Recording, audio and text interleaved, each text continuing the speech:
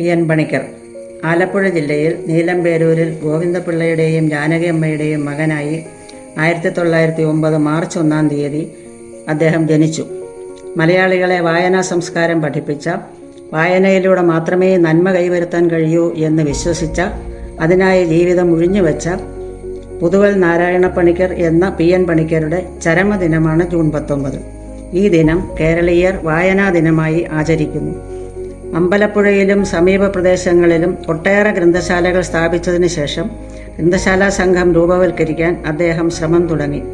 1945 ആ സ്വപ്നം യാഥാർത്ഥ്യമാകുകയും ചെയ്തു.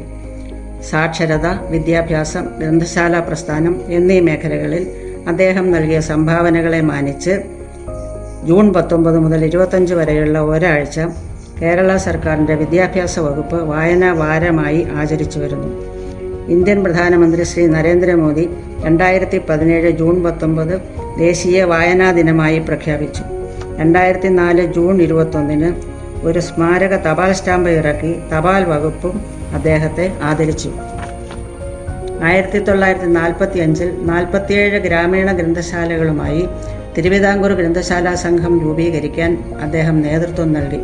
പിന്നീട് 1956 കേരള സംസ്ഥാന രൂപീകരണത്തോടെ അത് കേരള ഗ്രന്ഥശാലാ സംഘം ആയി മാറി. ഏകദേശം 6000 ഗ്രന്ഥശാലകൾ ഈ ശൃംഖലയിലേക്ക് കൊണ്ടുവരുന്നതിന് അദ്ദേഹത്തിന് സാധിച്ചു. 1977 സംസ്ഥാന സർക്കാർ ഏറ്റെടുക്കുന്നതുവരെ അദ്ദേഹം 32 വർഷക്കാലം സംഘം ജനറൽ സെക്രട്ടറിയായി പ്രവർത്തിച്ചു. പിന്നീട് ഇത് കേരള സ്റ്റേറ്റ് ലൈബ്രറി കൗൺസിൽ ആയി മാറി. 1996 ജൂൺ 19 അദ്ദേഹം അന്തരിച്ചു. വായിച്ച് വളരുക, ചിന്തിച്ച് വിവേകം നേടുക, ഇതായിരുന്നു കേരളത്തിലുടനീളം അദ്ദേഹം ആഹ്വാനം ചെയ്ത പ്രസിദ്ധമായ മുദ്രാവാക്യം.